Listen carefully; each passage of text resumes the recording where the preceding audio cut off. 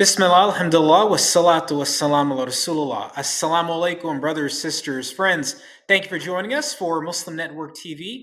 Very excited for the program we're about to bring you. But first, I would like to say Eid Mubarak to all of my Muslim brothers and sisters who are celebrating the completion of Ramadan. May Allah accept your fasting, your other acts of worship, and allow all of us to reach the next Ramadan in an excellent state. Today, we are going to highlight some important news that broke during the month of Ramadan. That was the release of CAIR, the Council on American Islamic Relations' latest civil rights report. Now, full disclosure, many of you may know I am the National Deputy Director of CAIR, but I did not pick today's segment. Our producers did. I'm just here to ask some questions. To answer the questions, I want to bring on our special guest, Ammar Ansari, who is the Research and Advocacy Coordinator with CAIR. Assalamu alaikum, Ammar. Wa alaikum assalam, Edward. Thanks for having me on. Hamza, good to see you, brother, outside of the workplace.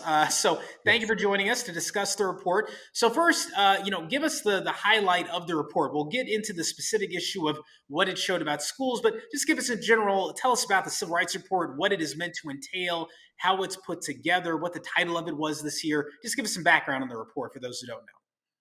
Absolutely. So the CAIR Civil Rights Report is something that CAIR has been working on since 1995.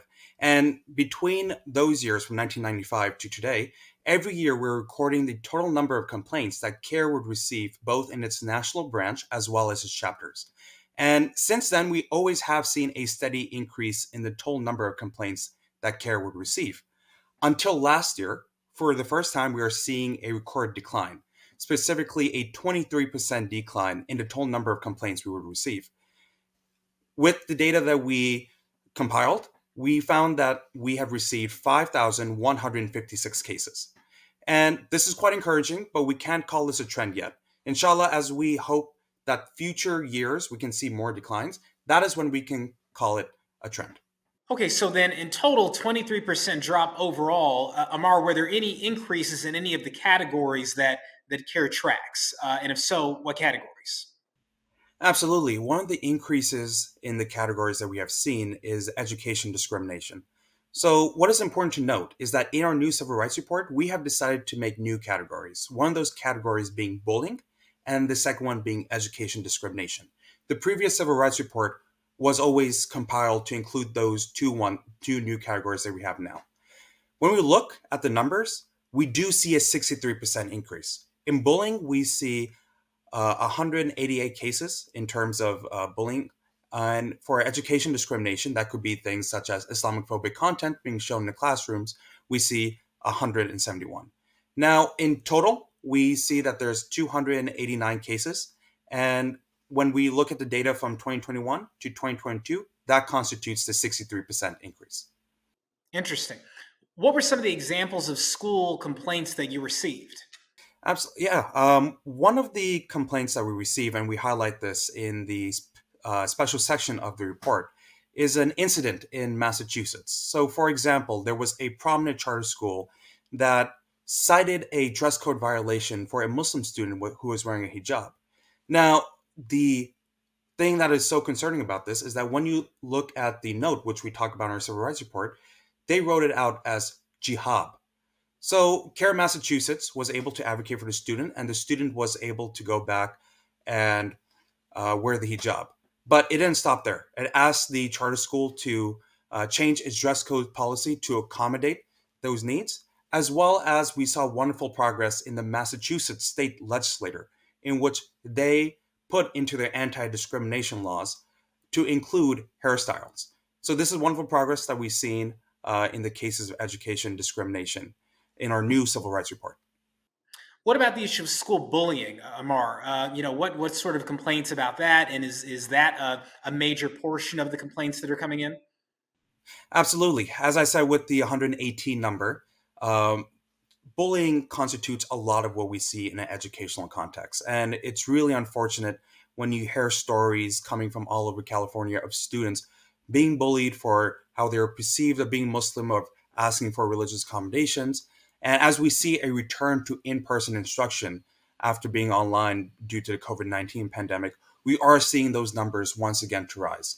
So it's quite concerning that when the work that we do here at CAIR, we get those calls of students reaching out, asking for our help because of the bullying incidences that they face at school.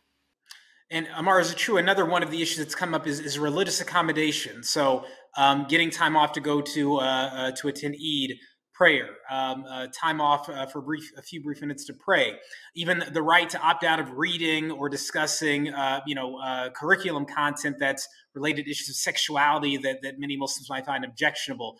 Are those also some of the issues that are coming up? The issues that we receive about religious accommodations do vary from a number of issues. And the most common one we do see is Jummah accommodations. Jummah accommodations in which students want to take 30 minutes out of their time, for example, to congregate in the school or to go to a local masjid in which they could pray for Jummah. Sometimes we see those cases being denied, and a lot of the work that we do at CAIR is to advocate for those students to pray Jummah in a very safe and comfortable manner, something to accommodate this obligation that all Muslims follow across the world. So, what are some of the recommendations from the report? And I'd like to address this issue, but any other issues that you thought were critical to address? Yeah, one of the things we are seeing is student athletes, actually, and it's something that we do highlight in our report. So, a lot of the discrimination that we can see in educational settings includes students who want to participate, but they, for example, wear the hijab, but they're not allowed to participate because the school can claim it's a dress code violation. An example I brought up earlier in Massachusetts. So we see, for example, in Maryland and Ohio, wonderful, wonderful progress in which those state legislators allowed student athletes to wear religious sports attire as they compete. I do want to call attention to one of the activists, a student activist who brought this issue up in Ohio. Her name was Noura Abu-Karam, and she wanted to participate in her high school track meet, but was not allowed to, again, because of the dress code violation that was put on her for wearing the hijab. When she brought this case up on a state level, Ohio did the wonderful thing of passing this legislation to allow such a case. So, in other words, there are challenges, but also some progress, some ways to address some of the problems that you're identifying in these reports. Excellent. Well, yes. Ammar, I want to thank you for your time today. Thank you for sharing some of this information with us. Thank you for your work on the report. I will now put my CAIR hat on and say we're very grateful to have you working on these things.